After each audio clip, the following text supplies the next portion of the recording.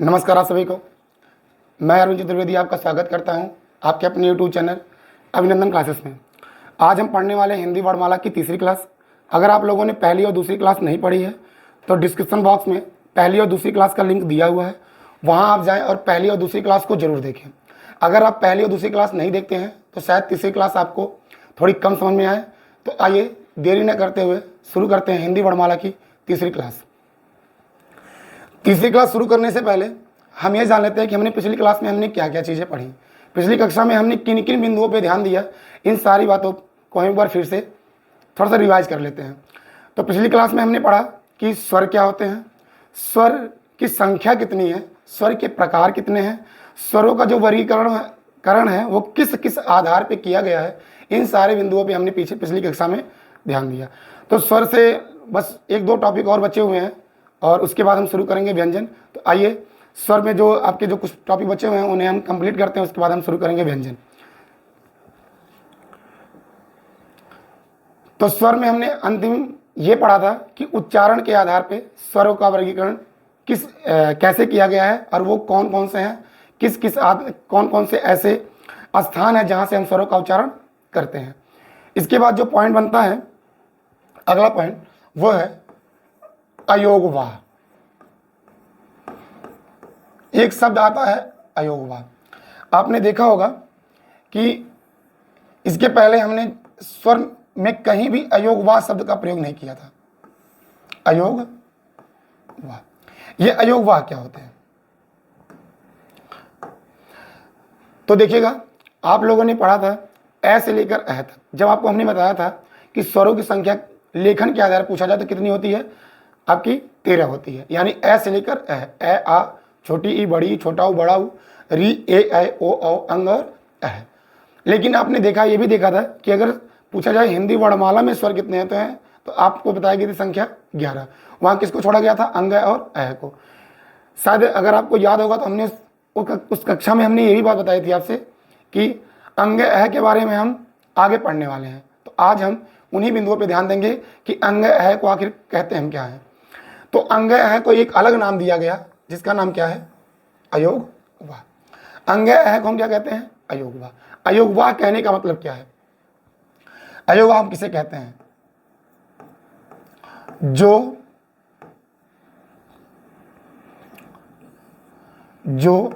योग न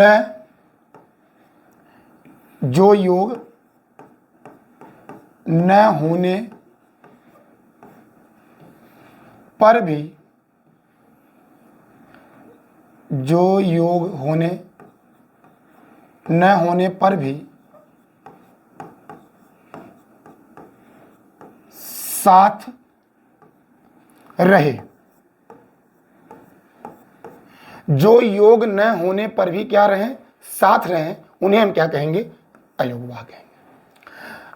अब बात आती है कि अयोगवाह नाम किसने दिया, अयोगवाह किसने कहा। तो अगर हम अयोगवाह की बात करें तो अयोगवाह में की संख्या कितनी है? 2 है। अयोगवाह स्वरों की संख्या कितनी है? 2 है। और वो है कौन कौन? वो है आपके अंग, अंग, अंग और अह को हम क्या कहते हैं? अयोगवाह कहते हैं। यहां पे अंग और अह के अलग अलग नाम हैं। अगर हम अंग की बात करें तो अंग को कहा जाता है अनुस्वार। अंग को हम कहते हैं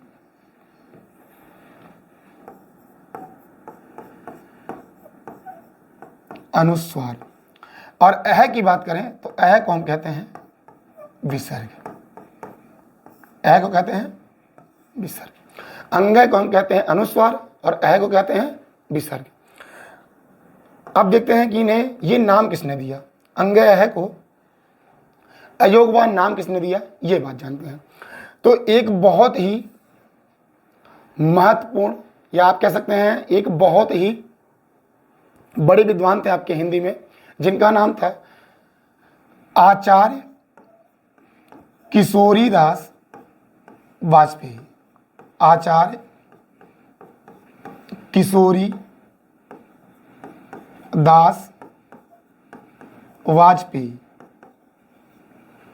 आचार्य किशोरीदास वाजपेयी। आचार्य किशोरीदास वाजपेयी ने अंगे अह को क्या कहा? अयोगवाह कहा।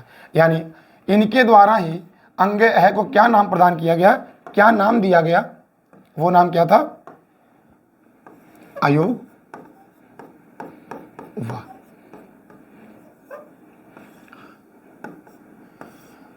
और आपसे अगर पूछ भी सकते हैं कुछ लोग कि अयोगवाह नाम क्यों दिया, तो उसका कारण हम आपको पहले बता चुके हैं कि ये ऐसे होते हैं।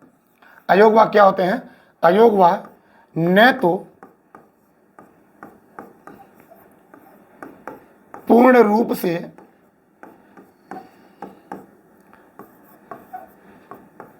स्वर होते हैं, न ही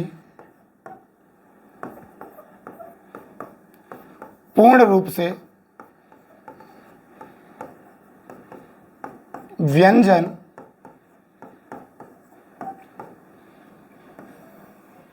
होते हैं, इसीलिए इन्हें हम क्या कहते हैं? अयोगवाह कहते हैं। जो अंग हैं ये न तो पूर्ण रूप से स्वर होते हैं न पूर्ण रूप से व्यंजन। ऐसा क्यों कहा गया? क्योंकि अगर हम भैया अंग का उच्चारण करें तो अंग का उच्चारण करने पर अ और ग यानी स्वर और व्यंजन दोनों आते हैं।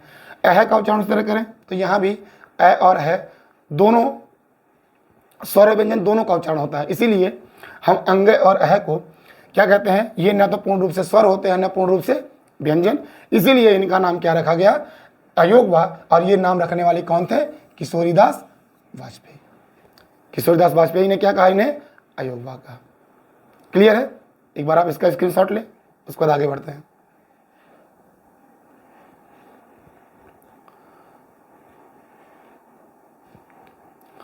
चलिए देखते हैं आगे। अयोगवाह नाम तो आचार्य किशोरीदास वाजपेयी ने जी दिया, लेकिन अयोगवाह को हम एक और नाम से जानते हैं। इनके बारे में परीक्षा में क्वेश्चन पूछे गए हैं। इनका एक नाम और है नपुंसक वर्ण। क्या नाम है? नपुंसक वर्ण।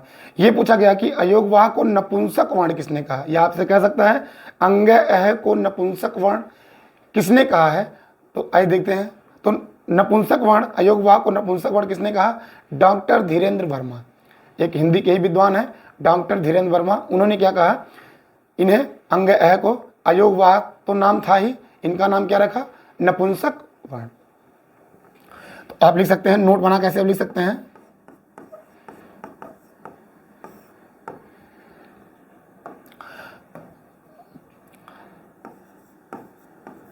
अयोगवाह, अयोगवाह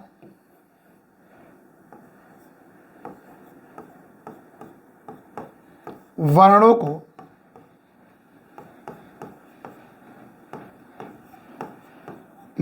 नपुंसक वर्ण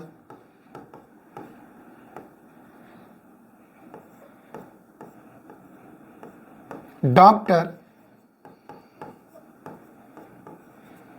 धीरेन्द्र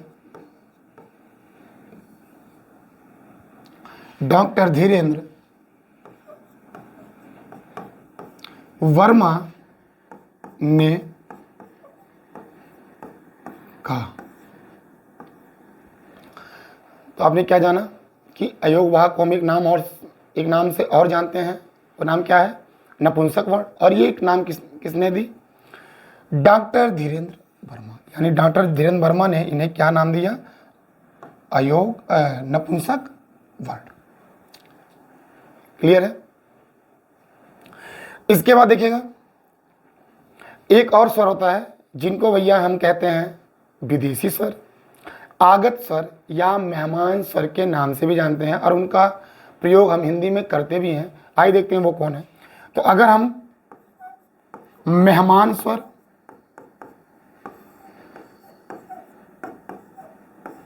या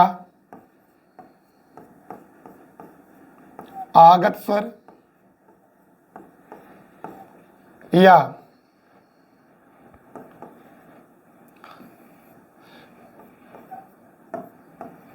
विदेशी स्वर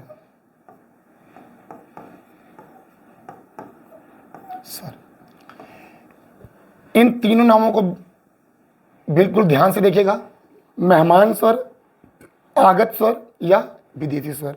अगर हम इनकी बात करें तो मेहमान स्वर, आगत स्वर या विदेशी स्वर कौन है, तो इनकी संख्या 1 है और ये है कौन,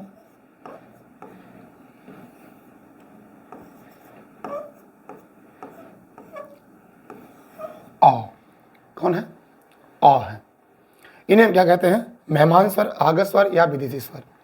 अब इनका हम प्रयोग कहाँ पे करते हैं, तो देखिएगा इनका प्रयोग हिंदी भाषा में केवल तभी किया जाता है जब किसी हम अंग्रेजी भाषा के किसी भी शब्द का जब हम उच्चारण करते हैं तो वहाँ पे इनका प्रयोग होता है। बाकी किसी भी हिंदी शब्द का उच्चारण करने के लिए इस स्वर का हम प्रयोग नहीं करते हैं। जैसे आप लोगों ने देखा होगा कई शब्द आते हैं, जैसे शब्द हो गया आपका डॉक्टर।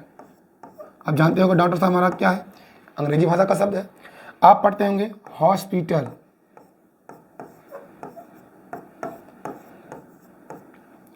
ये भी अंग्रेजी भाषा का शब्द है। आप पढ़ते हैं ऑफिस, ऐसे ऐसे बहुत से शब्द हैं। इन्हीं शब्दों का उच्चारण करने के लिए हम क्या करते हैं, मेहमान स्वर, आगत स्वर या विदेशी स्वर का प्रयोग करते हैं। बाकी हिंदी भाषा के कोई भी शब्द ऐसे नहीं है जिनका उच्चारण करने में आपको इस स्वर की आवश्यकता पड़े। क्लियर है, एक बार इसका स्क्रीनशॉट लें।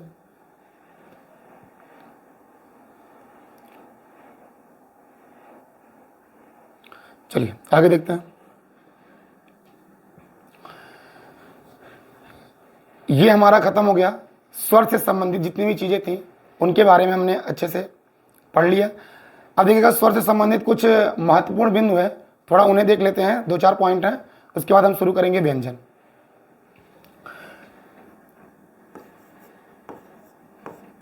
महत्वपूर्ण तथ्य,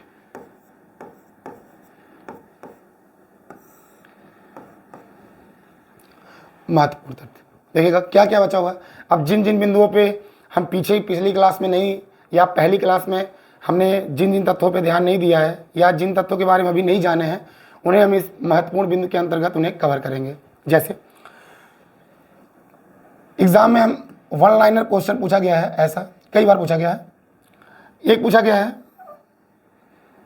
कि किस स्वर को हम जड़ स्वर या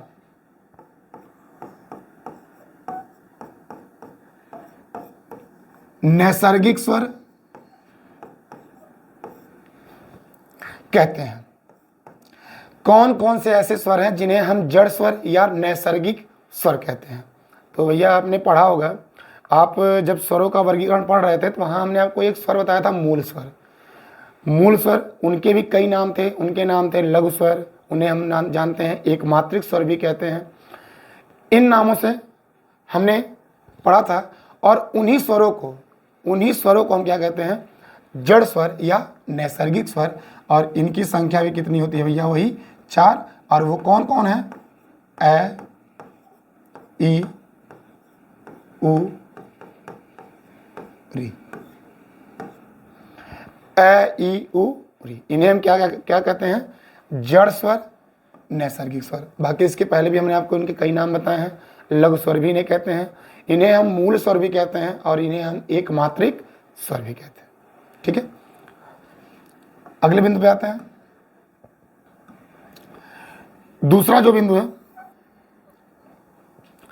पूछा जाता है कृत्रिम स्वर हम किसे कहते हैं, किन स्वरों को हम कृत्रिम स्वर कहते हैं। कृत्रिम स्वर, तो कृत्रिम स्वर क्या होते हैं, तो कृत्रिम स्वर भैया हम उन्हें कहते हैं जो आपके दीर्घ स्वर है, वही क्या है, कृत्रिम स्वर है। उन्हें हम क्या कहेंगे, कृत्रिम स्वर। यानी दीर्घ स्वरों की संख्या 7 और वही लोग कौन कौन, आ, बड़ी ई, बड़ा ऊ, ए, ऐ, ओ,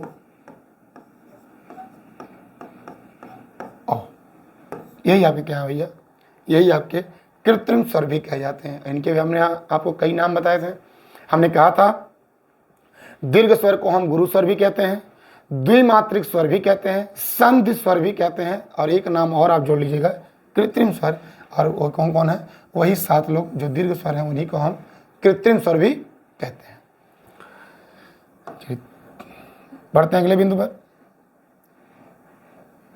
अगला बिंदु, तीसरा पॉइंट जो है, एग्जाम में कई बार वन लाइनर क्वेश्चन ऐसे ही पूछ लिया गया है कि वो कौन सा स्वर है जिसे हम नवजात स्वर कहते हैं।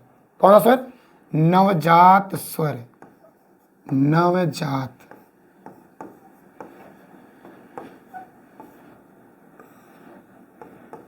नवजात स्वर किसे कहते हैं? तो देखिएगा, नवजात स्वर की बात करें तो नवजात स्वर आपका एक ही है, और वो कौन है?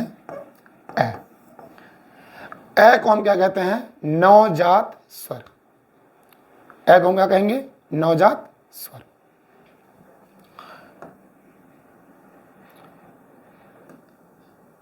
अगले बिंदु पे चलते हैं। अगला बिंदु हमारा ये है, कई बार एग्जाम में क्वेश्चन ऐसे पूछ लेता है कि शुद्ध स्वरों की संख्या कितनी है? शुद्ध स्वर, शुद्ध स्वरों की संख्या कितनी है? तो भैया ये आपकी कितनी संख्या है? 10 है।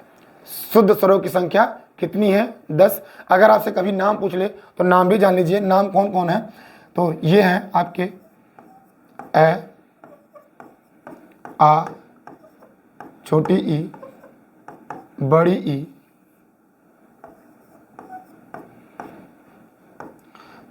छोटा ऊ,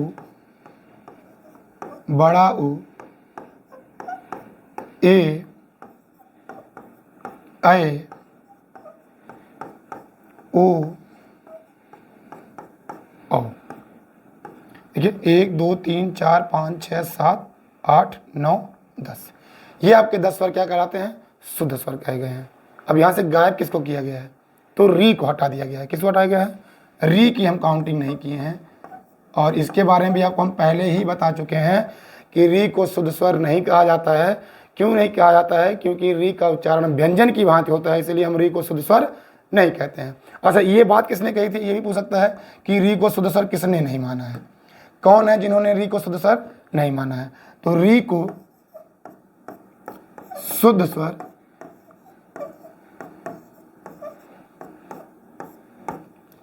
कामता प्रसाद जी ने नहीं माना है। किसने नहीं माना है? कामता प्रसाद जी। इनको तो आप भली भांति जानते होंगे। कामता प्रसाद जी ने री को शुद्ध स्वर कामता प्रसाद जी ने नहीं माना है।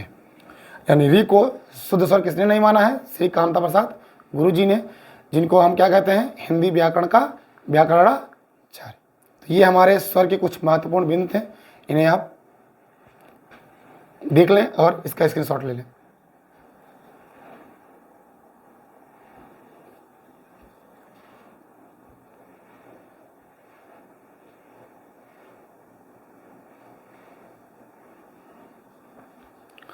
आइए, ये हमारा खत्म हो गया। स्वर से संबंधित जितनी बातें थे सारी बातों को हम जान चुके हैं। अब हम शुरू करेंगे व्यंजन।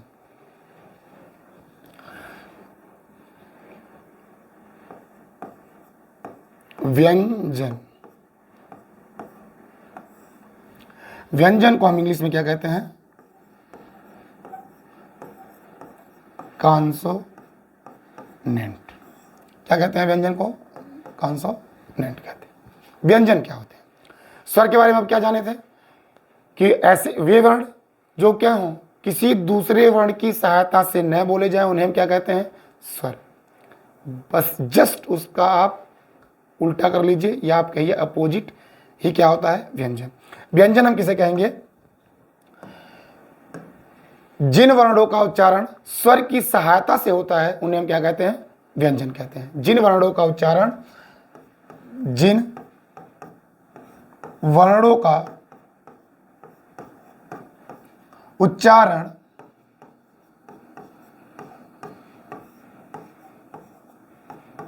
स्वर की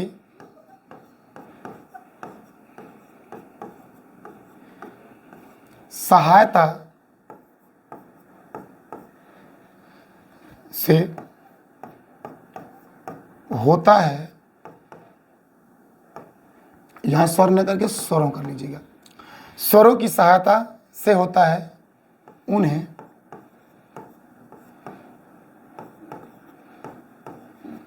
व्यंजन वर्ण कहते हैं। जिन वर्णों का उच्चारण स्वरों की सहायता से होता है उन्हें हम क्या कहेंगे? व्यंजन। यानी किसी भी व्यंजन का उच्चारण बिना आप स्वर की सहायता के नहीं कर सकते हैं। जैसे देख लीजिए, अगर हम कहें क, तो क में भी क्या भैया, इनको अगर हम अलग अलग लिखे हैं तो क के साथ क्या लगा हुआ है? और आपका क्या होता है? स्वर होता है। तो जितने भी आपके व्यंजन हैं उनका उच्चारण बिना स्वर की सहायता से हम नहीं कर सकते हैं। इसीलिए इनकी परिभाषा भी क्या बनती है कि जिन वर्णों का उच्चारण हम क्या करते हैं? स्वर की सहायता से करते हैं, उन्हें हम क्या कहेंगे? व्यंजन कहेंगे। ठीक है, जितने भी व्यंजन आप जानते हैं सभी व्यंजनों का उच्चारण बिना स्वर की सहायता से नहीं होता है। अच्छा, यहीं पे एक चीज और जान लेते हैं। कई बार पूछ लेता है कि शुद्ध व्यंजन क्या होते हैं। तो याद रखिएगा, अगर शुद्ध व्यंजन की बात करें, शुद्ध व्यंजन की बात करें, तो आपके शुद्ध व्यंजन वही हैं जिनमें स्वर का मेल नहीं होता। अच्छा, आप खुद ही जान सकते हैं कि आप बताइएगा, अगर आपसे कोई पूछे किसी भी वस्तु के बारे में या किसी चीज़ के बारे में कि भैया ये शुद्ध कब होगा, तो आप क्या कहेंगे? आपके दिमाग में यही आएगा ना। आपसे कह दिया जाए कि किसी भी दूध को शुद्ध कब माना जाएगा, तो आप क्या कहेंगे? ये दूध शुद्ध तभी हो सकता है जब उसमें किसी और चीज़ की मिलावट ना हो। तो सेम बात यहाँ पे है। शुद्ध व्यंजन वही कहा जाएगा जिसमें स्वर के मेल को हम स्वर को क्या कर दें? हटा दें।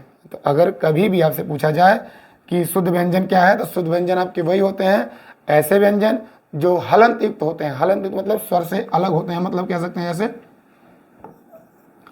ये क, ये ख, ये आपका ग, ये क्या आपका ग, ऐसे आपका हो जाएगा घ। देखिए, इनके नीचे ये जो हलंत लग रहा है ये बता रहा है कि यहाँ पे स्वर का मेल नहीं है। तो ऐसे वर्णों को हम क्या कहेंगे? इन्हें हम कहते हैं शुद्ध व्यंजन। अगर इस पे स्वर का मेल कर देंगे तो ये शुद्ध व्यंजन नहीं कहलाते हैं। तो ये बात याद रखिएगा। ये डायरेक्ट क्वेश्चन एग्जाम में क्वेश्चन ऐसे पूछे गए हैं कि आपसे ऑप्शन देके पूछ लेगा निम्न में से कौन सा ऐसा व्यंजन है जो शुद्ध व्यंजन है। तो शुद्ध व्यंजन आप हमेशा याद रखेंगे, शुद्ध व्यंजन वही है जिनमें स्वर का मेल नहीं होता है। बाकी अगर स्वर का मेल हो गया तो उन्हें कभी शुद्ध व्यंजन नहीं कहेंगे। ठीक है, एक बार इसका स्क्रीनशॉट लें आप।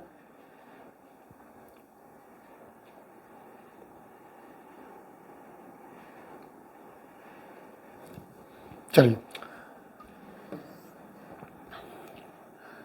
अब बात करते हैं व्यंजनों की संख्या। जैसे आपने स्वर की प्रकार स्वर की परिभाषा पढ़ी, उसके बाद आपने देखा कि स्वरों की संख्या कितनी होती है। तो आज देखते हैं व्यंजनों की संख्या के बारे में जानते हैं।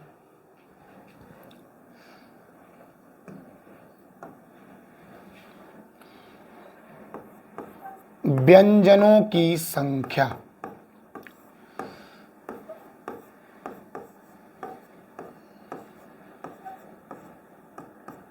व्यंजनों की संख्या तो कई आधार पे, जैसे आपने स्वरों में पढ़ा कई आधार पे उनकी संख्या अलग अलग थी, वैसे ही आपके भैया व्यंजन भी होते हैं। कई आधार पे इनको अलग अलग भागों में बांटा गया है, मतलब इनकी संख्या अलग अलग बताई गई है। देखिए, अगर हम पहले आधार की बात करें, अगर आपसे कह दिया जाए लेखन के आधार पर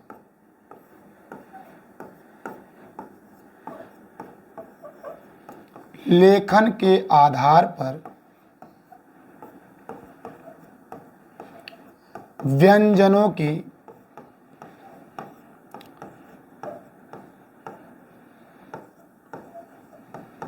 संख्या। लेखन के आधार पर व्यंजनों की संख्या।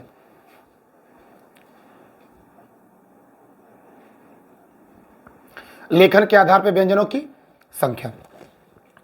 अगर लेखन के आधार पर व्यंजनों की संख्या की बात करें तो देखिएगा लेखन के आधार पर जो आपके व्यंजन है वो होते हैं 39।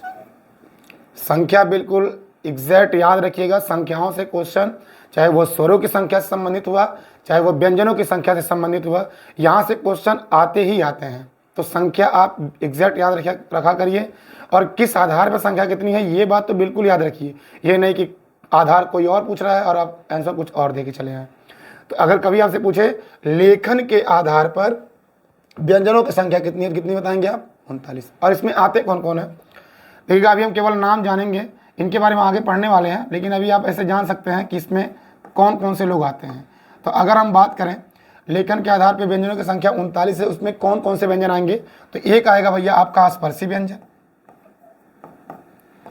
इसके साथ में आपका आएगा अंतस्थ व्यंजन, अंतस्थ व्यंजन, और फिर इसी के साथ में आएगा आपका ऊष्म व्यंजन, ऊष्म व्यंजन, और इसी के साथ में फिर आएंगे आपके ऊष्म व्यंजन के साथ में आपका आएगा उत्क्षिप्त व्यंजन,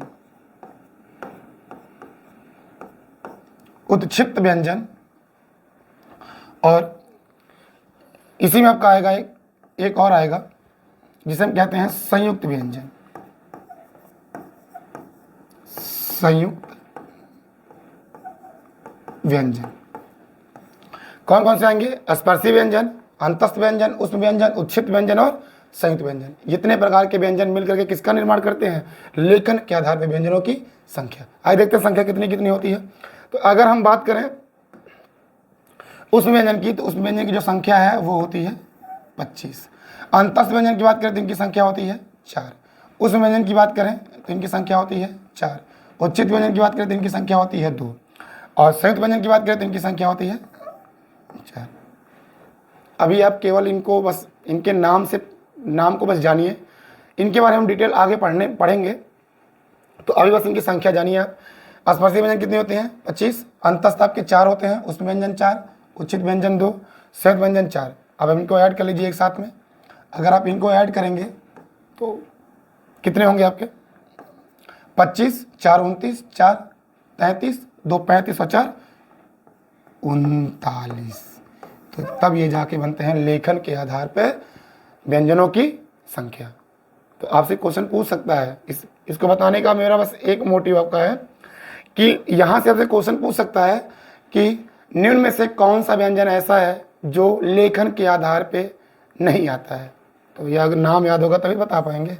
स्पर्शी व्यंजन आएगा, अंतस्थ व्यंजन आएगा, ऊष्म व्यंजन आएगा, उचित व्यंजन आएंगे और संयुक्त व्यंजन। इतने व्यंजन मिल करके क्या बनाते हैं? लेखन के आधार पर व्यंजनों की संख्या।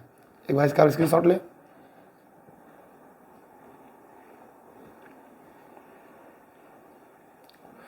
चलिए आगे देखते हैं। अब अगले आधार की बात करें तो अगला आधार है, आपसे पूछ सकता है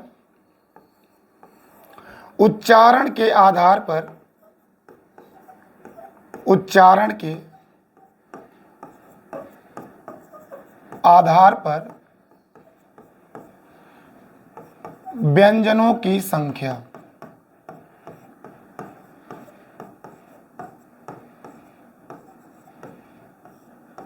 उच्चारण के आधार पर व्यंजनों की संख्या। तो अगर हम उच्चारण के आधार पर व्यंजनों की संख्या की बात करें तो ये भैया होते हैं आपके 35, यानी कह सकते हैं 35। कितनी संख्या होती है? 35 होती है। अब आइए जानते हैं 35 में कौन कौन लोग आते हैं। तो आपने पढ़ा, अभी आपने नाम पढ़ा था स्पर्शी व्यंजन, ये तो भैया आएंगे ही स्पर्शी। इसी के साथ में आप पढ़े हैं अंतस्थ, ये भी आएंगे यहाँ इसमें। फिर आपने इसके साथ में पढ़ा था ऊष्म, ये भी आएंगे। फिर आपने एक नाम और पढ़ा था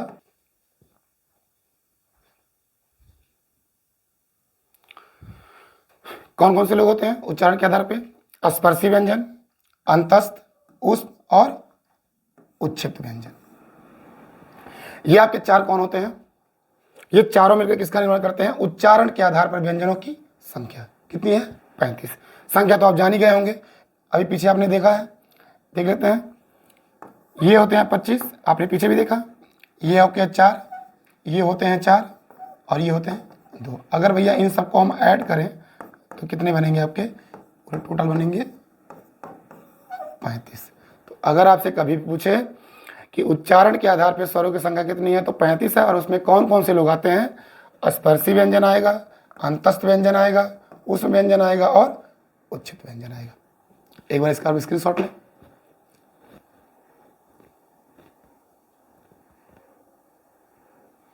चलिए आगे देखते हैं। अगला नंबर है, अगला आधार जो बनता है, आपसे डायरेक्ट पूछ सकता है कि हिंदी वर्णमाला में मूल व्यंजनों की संख्या कितनी है? हिंदी वर्णमाला में मूल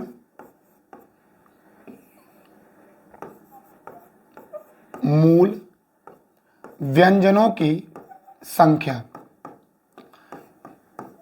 हिंदी वर्णमाला में मूल व्यंजनों की संख्या। तो अगर हम मूल व्यंजनों की संख्या की बात करें तो ये भैया संख्या होती है, संख्या होती है 33 यानी 33।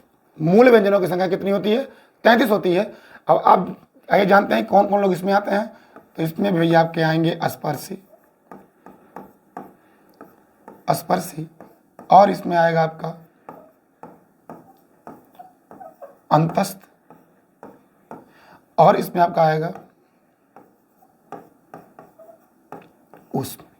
ये आपके 3 लोग आएंगे, स्पर्शी, अंतस्थ और उष्म। संख्या तो आप जान ही चुके हैं, पीछे भी आपने देखा। ये संख्या आपकी हो गई 25, ये हो गए आपके 4, ये आपके हो गए 4, पूरे मिला के 33। ठीक है, आपसे पूछ सकता है कि मूल व्यंजनों की संख्या के अंतर्गत हम किन किन व्यंजनों को रखते हैं, तो कौन कौन से लोग आएंगे? स्पर्शी व्यंजन, अंतस्थ व्यंजन और ऊष्म व्यंजन। ये 3 के 3 आपके किसमें आएंगे? मूल व्यंजनों की संख्या के अंतर्गत। ठीक है, एक बार पीछे देखते हैं। आपने देखा लेखन के आधार पर व्यंजनों की संख्या 39 थी, स्पर्शी व्यंजन, अंतस्थ, उष्म, उच्छिष्ट और संयुक्त। लेकिन जैसे ही आपने देखा उच्चारण के आधार पर व्यंजनों की संख्या, तो आप देखिए 35 किनको हटा दिया गया। तो देखिए स्पर्शी, अंतस्थ, उष्म, उच्छिष्ट उसमें भी था, लेकिन इसके अंतर्गत कौन नहीं आया?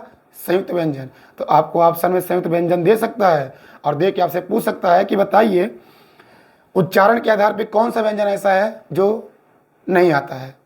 तो अगर आपके ऑप्शन में संयुक्त व्यंजन दिखेगा तो आप क्या करेंगे? वही ऑप्शन आपका क्या होगा? सही होगा।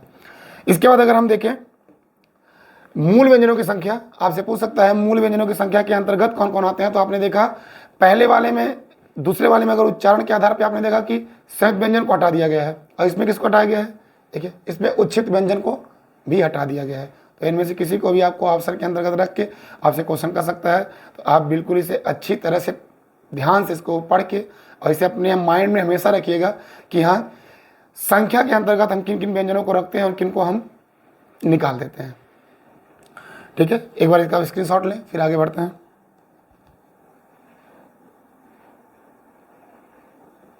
चलिए देखिए, इतने प्रकार से क्वेश्चन आपको संख्या से पूछे जा सकते हैं। ठीक है, संख्या से आपसे इतने क्वेश्चन पूछ सकता है कि लेखन के आधार पर कितने हैं? 39, उच्चारण के आधार पर कितने हैं? 35, और मूल व्यंजनों की संख्या कितनी है? 33। ठीक है, आइए अब बात करते हैं व्यंजनों का वर्गीकरण। व्यंजनों का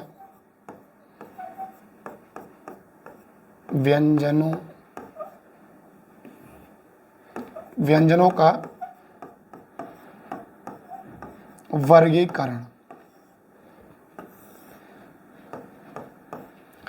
व्यंजनों का वर्गीकरण, अगर इसकी बात हम करें, व्यंजनों के वर्गीकरण की बात करें, तो जैसे आपने स्वरों का वर्गीकरण पढ़ा था, उसको कई आधार पे पढ़ा था अलग अलग, उसी तरह से इन्हें भी हम जानेंगे। तो अगर हम व्यंजनों के वर्गीकरण की बात करें तो वैसे मुख्य रूप से व्यंजनों का वर्गीकरण केवल 3 भागों में किया गया है।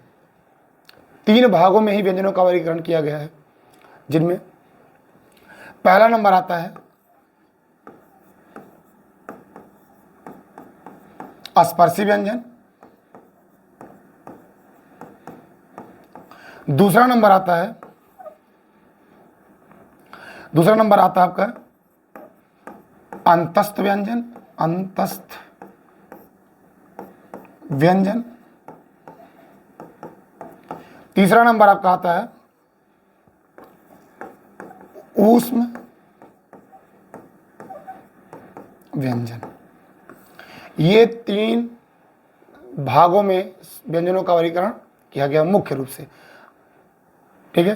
स्पर्शी व्यंजन, अंतस्थ व्यंजन और ऊष्म व्यंजन। तो अगर आपसे कोई पूछे कि व्यंजनों का वर्गीकरण जो है कितने भागों में हुआ है, तो मुख्य रूप से 3 भागों में किया गया। वह तीनों कौन कौन है? स्पर्शी, अंतस्थ और ऊष्म, ठीक है। एक बार इसका स्क्रीनशॉट ले आप। चलिए अब हम विस्तार से एक एक को अच्छे से पढ़ेंगे। तो जो हमारा पहला वर्गीकरण था वो क्या था? स्पर्शी व्यंजन। स्पर्शी व्यंजन।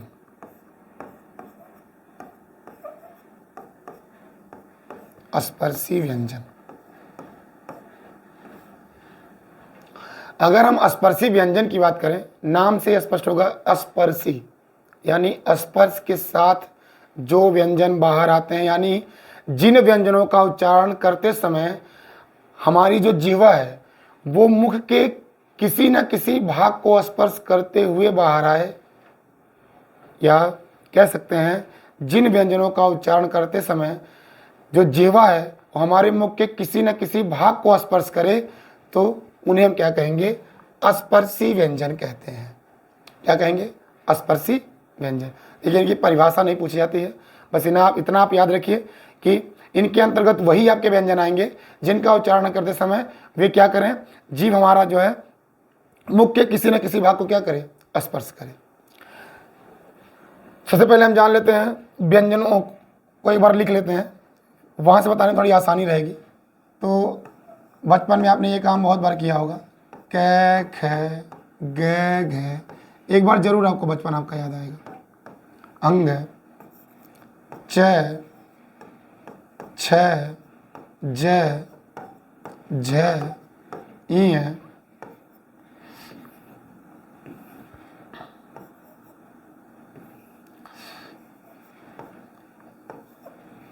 ट ठ ड ढ अण, त थ द ध न, प फ ब भ म, य र ल व। बड़ा सा इसको कहते हैं मूर्धन्य से, छोटा सा कहते हैं, और इसे क्या कहते हैं? है कहते हैं। फिर आप इसी में पढ़ते हैं छतरी वाला छ, त्र, ज्ञ और श्र, ये आप कहते हैं। इनके बारे में आपने पढ़ा होगा, इनको आप जानते भी होंगे, इन्हें आप लिखे भी होंगे। इन्हीं का वर्गीकरण अलग अलग आधार पे, किसी को कुछ नाम दिया गया, किसी को कुछ नाम दिया गया। तो अगर हम स्पर्शी व्यंजन की बात करें तो स्पर्शी व्यंजन इनमें से कौन कौन लोग होंगे? तो देखिए, जिन व्यंजनों की लाइनों में 5-5 वर्ण आपके आए, देखिए एक आपका ये हो गया, एक आपका ये हो गया, ये हो गया, ये और ये, यानी यहाँ तक के जो आपके वर्ण हैं ये आपके क्या कहलाते हैं? स्पर्शी व्यंजन। और इन्हीं का उच्चारण करते समय जिह्वा हमारी मुख के किसी न किसी भाग को स्पर्श करते हुए बाहर आती है या निकलती है। कौन कौन है? क ख ग घ अंग च छ ज झ इ, ट ठ ड ढ ण त थ द न प फ ब भ म। इन्हें ही हम क्या कहते हैं? स्पर्शी व्यंजन कहते हैं। और आपको हमने संख्या बताई थी, कितनी संख्या है? 25। देखिए एक लाइन में 5, तो कितनी लाइन है? 1 2 3 4 5, 5 5 25। तो ये 25 आपकी क्या होती हैं? स्पर्शी व्यंजन। तो आपसे डायरेक्ट क्वेश्चन पूछ सकता है कि स्पर्शी व्यंजनों की संख्या कितनी है। और देखिए इन स्पर्शी व्यंजनों में 5 वर्ग पाए जाते हैं। कितने वर्ग? 5 वर्ग। और 5 वर्ग कौन कौन है? क च ट त प। अगर आपसे पूछे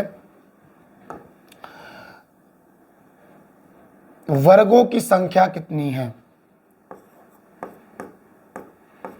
वर्गों की संख्या, तो वर्गों की संख्या कितनी होती है? 5। कौन कौन? क च ट त प। कितने वर्ग होते हैं? 5 वर्ग होते हैं। कौन कौन? क च ट त प। और प्रत्येक वर्ग में कितने कितने वर्ण? 5 वर्ण। अगर एक वर्ग में 5 वर्ण तो 5 वर्ग में 25 वर्ण, और उन्हीं 25 को क्या कहते हैं? स्पर्शी व्यंजन। देखिएगा, अभी इन 25 में आपके कुछ व्यंजन ऐसे हैं जिनको और भी अलग अलग कई नामों से जाना गया है।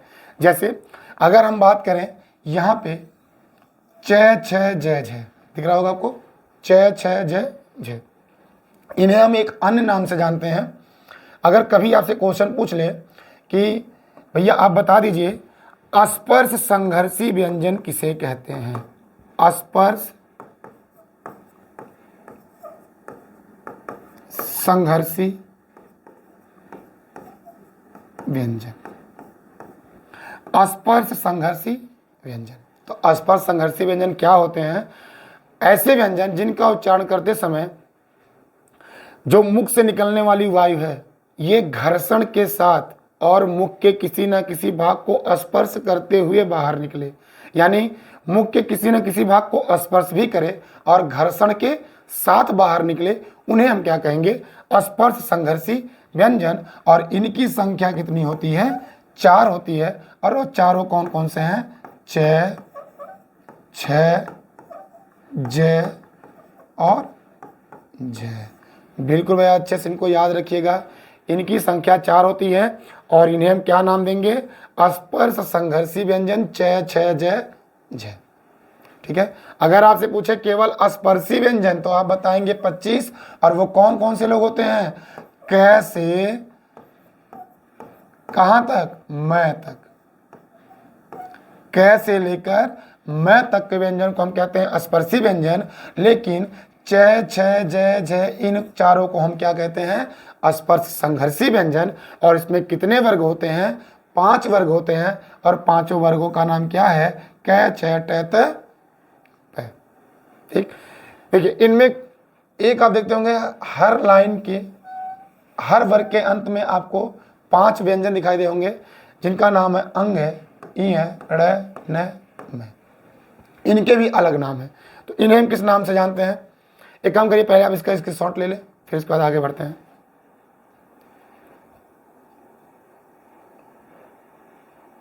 चलिए,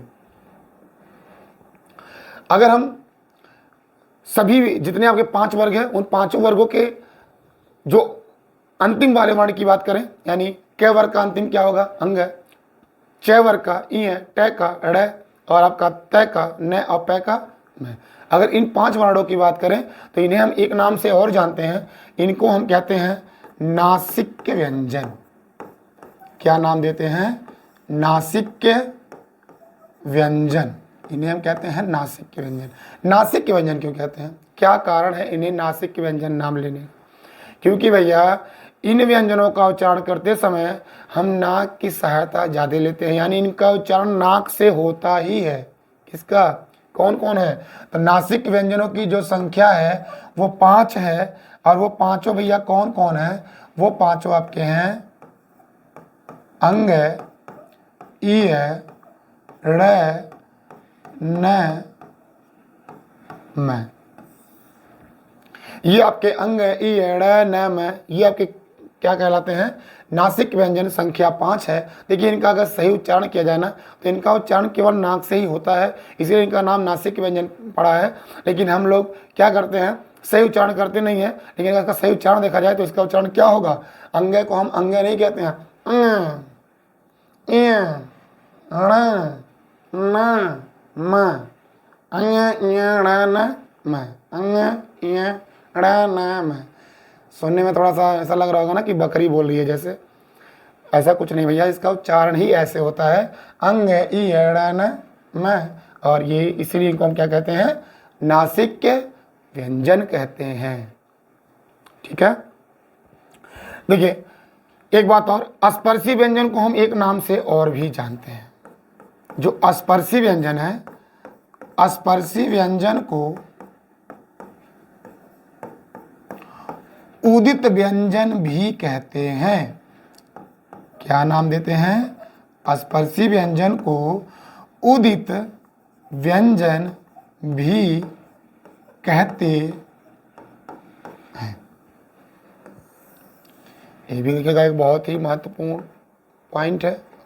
आपसे पूछ सकता है कि हिंदी वर्णमाला में कौन से व्यंजन ऐसे हैं जिन्हें हम उदित व्यंजन कहते हैं, तो आप तुरंत बताएंगे कि हिंदी वर्णमाला में उदित व्यंजन जो होते हैं वो किसे कहते हैं? हम स्पर्शी व्यंजन को ही हम उदित व्यंजन भी कहते हैं। आपसे संख्या भी पूछ सकता है कि उदित व्यंजन की संख्या कितनी है, तो जो भैया संख्या स्पर्शी व्यंजन की है वही संख्या किसकी है? उदित व्यंजन, अर्थात कितनी? 25। या फिर से देखते हैं, हमने कहा स्पर्शी व्यंजन की संख्या 25, कहाँ से कहाँ तक, कैसे लेकर मैं तक। फिर आपसे पूछे वर्गों की संख्या कितनी होती है, तो इसमें कितने वर्ग होते हैं? 5 वर्ग, और उन 5 वर्गों का नाम क्या है? क च ट त प, यहाँ पे आप लिख लीजिएंगे वर्ग, क च ट त प वर्ग। अच्छा, प्रत्येक वर्ग में पूछ सकता है प्रत्येक वर्ग में कितने कितने वर्ण होते हैं, तो एक वर्ग में कितने होते हैं? 5, और पांचों कौन कौन होते हैं? जैसे अगर हम क वर्ग की बात करें तो क ख ग घ अंग 5 है। च वर्ग में च छ ज झ ई है। देखिए जो वर्ग रहेगा उसी के अंतर्गत जो आएंगे उन्हीं को कहेंगे। ऐसा नहीं कि च वर्ग की बात करें तो च बताइए फिर इसका ठ बता दीजिए।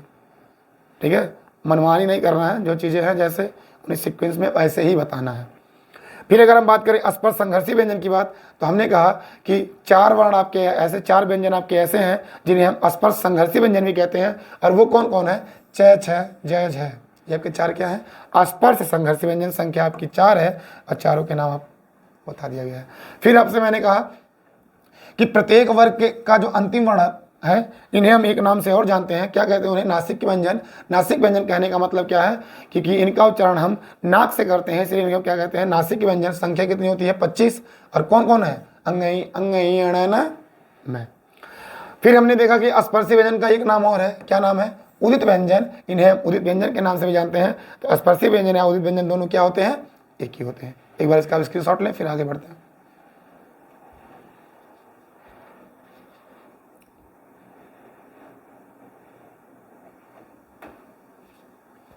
चलिए आगे देखते हैं। ये तो भैया बात हो गई स्पर्शी व्यंजन की, स्पर्शी व्यंजन की बात हो गई। ठीक, आगे देखते हैं। दूसरा नंबर आपने लिखा होगा अंतस्थ व्यंजन। अंतस्थ व्यंजन,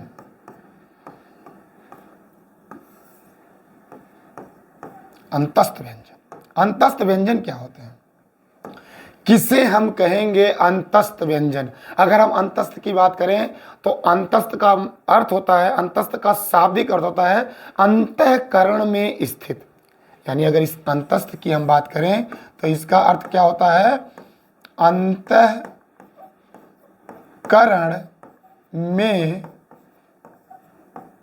स्थित। यानी कहने का तात्पर्य है कि जिन व्यंजनों का उच्चारण हम अंतःकरण अर्थात हृदय से करते हैं उन्हीं व्यंजनों को हम क्या कहेंगे? अंतस्थ व्यंजन कहते हैं। अगर इनकी संख्या की बात करें तो इनकी संख्या कितनी है? 4। संख्या तो आपने पहले भी देख चुका है। अंतस्थ व्यंजनों की संख्या 4 है, लेकिन भैया वो होते कौन कौन है? तो देख लेते हैं वो कौन कौन है। वो आपके हैं य र ल व, य र ल व। यानी य र ल व को हम क्या कहेंगे? अंतस्थ व्यंजन कहते हैं। अब देखिएगा इनके भी कई नाम हैं।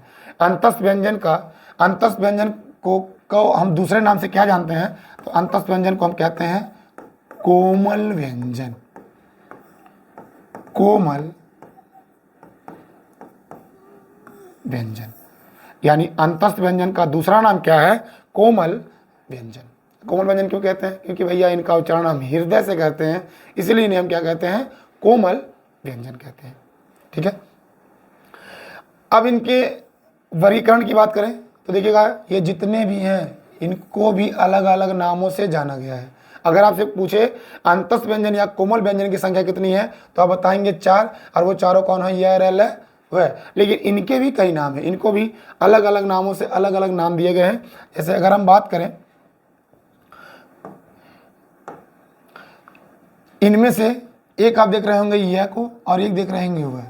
इन दोनों को भैया हम अर्धस्वर भी कहते हैं, और इन्हीं का नाम है संघर्षहीन व्यंजन। यानी अगर आपसे पूछे अर्ध स्वर या संघर्षहीन व्यंजन की संख्या कितनी है, तो आप क्या बताएंगे भैया? आप बताएंगे इनकी संख्या कितनी है?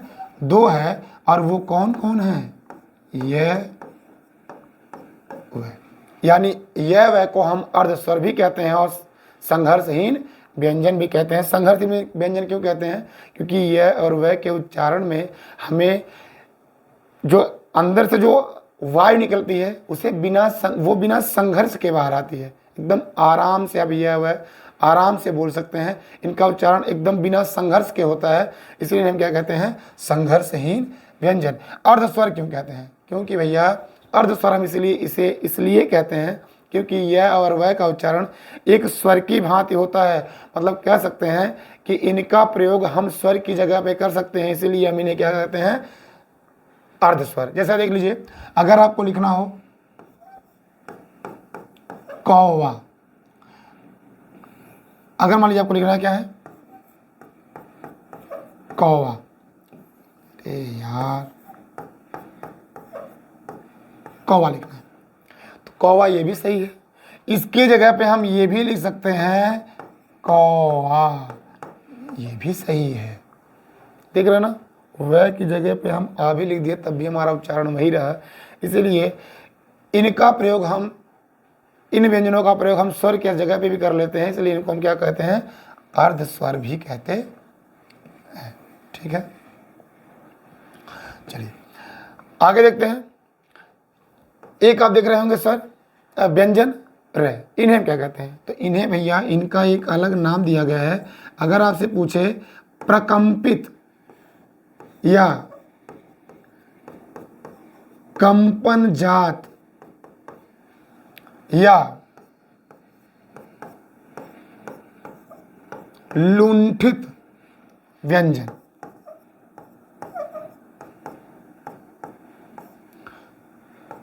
प्रकंपित, कंपन जात या लुंठित व्यंजन की संख्या कितनी है तो आप तुरंत बताएंगे भैया। तुरंत आपके दिमाग में आना चाहिए इनकी संख्या कितनी है। एक, और वो किसे कहते हैं? हम रे को कहते हैं। रे को हम क्या कहते हैं? प्रकंपित, कंपन जात या लुंठित व्यंजन। इन 3 नामों से किसे हम जानते हैं? रे को। और उनकी संख्या कितनी है? 1, और वो कौन है? रे। बच्चा भैया आपका ल, इनके बारे में जान लेते हैं। ल क्या होता है? तो ल को हम कहते हैं भैया पार्श्विक व्यंजन। पार्श्विक व्यंजन, पार्श्विक व्यंजन। अगर पार्श्विक व्यंजन की बात करें तो इनकी संख्या 1 है, और वो कौन है?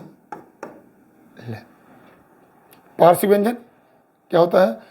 ल। संख्या कितनी है? 1। अच्छा, इन्हें पार्श्विक व्यंजन क्यों कहते हैं? क्या कारण है? पहले हम देखते हैं रे को। रे को हमने कहा प्रकंपित, कंपन जात और लुंठित। देखिए, जब भी हम रे का उच्चारण करते हैं तो हमारे स्वर इंद्रियों में कंपन उत्पन्न होता है। अब उच्चारण करें रे तो देखते होंगे ना कि ऐसा लगता है जीभ पे कुछ कंपन कर रहा है, इसलिए इनको हम प्रकंपित या कंपन जात कहते हैं। लुंठित क्यों कहते हैं? रे, ऐसा लगता है जब रे का उच्चारण करते हैं तो हमारी जो जीभ है ना वो लोढ़े नुमा हो जाती है, मतलब ऐसे थोड़ी सी मुड़ के फिर आगे निकलती है, इसलिए इनका नाम क्या पड़ा हुआ है? इसलिए इनको हम क्या कहते हैं? सॉरी, लुंठित। लुंठित व्यंजन भी कहते हैं। ठीक है। बात आई पार्श्विक व्यंजन की। पार्श्विक व्यंजन क्यों कहते हैं? तो पार्श्विक व्यंजन कहने का यही कारण है कि भैया जब हम लय का उच्चारण करते हैं तो जो हवा है ना हमारे जीभ के दोनों यानी बगल से निकलती है, यानी जीभ के दोनों बगल से निकलती है, इसलिए हम क्या कहते हैं? पार्श्विक व्यंजन कहते हैं। पार्श्विक व्यंजन कहते हैं किसको? लय को। ठीक है, तो आइए फिर से देखते हैं एक बार। अंतस्थ व्यंजन की बात करें तो अंतस्थ व्यंजन की संख्या कितनी है? 4। और कौन कौन है? या लय। वह अंतस्थ व्यंजन को हम क्या कहते हैं? कोमल व्यंजन भी। तो चाहे अंतस्थ व्यंजन पूछे या कोमल व्यंजन, संख्या कितनी बताएंगे? 4। कौन कौन? या लय है। अब पूछे आपसे अर्धस्वर या संघर्ष व्यंजन कौन कौन है, तो संख्या इनकी कितनी है? 2। और कौन कौन है? यह और वह। अगर आपसे पूछे प्रकंपित या कंपन जात या लुंठित व्यंजन कौन है, तो आपका इस संख्या कितनी है? 1। और कौन है? अरे आपसे पूछे पार्श्विक व्यंजन की संख्या कितनी है? 1। और वो है कौन? लय। ठीक है, तो ये भैया आपके हो गए अंतस्थ व्यंजन। एक बार इसका स्क्रीनशॉट लें।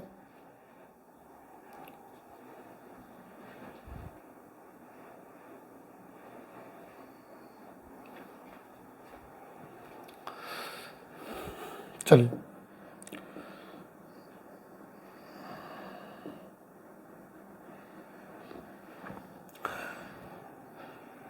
तो आज के लिए इतना ही रखते हैं, मिलते फिर अगली वीडियो में। अगर आपको वीडियो अच्छी लगी हो तो इसे लाइक करें, शेयर करें और चैनल को सब्सक्राइब जरूर करें। और आप घंटी वाली बटन को तो जरूर दबाएं, घंटी वाले बटन को जरूर दबाएं, जिससे आपको अगली वीडियो का नोटिफिकेशन मिल सके।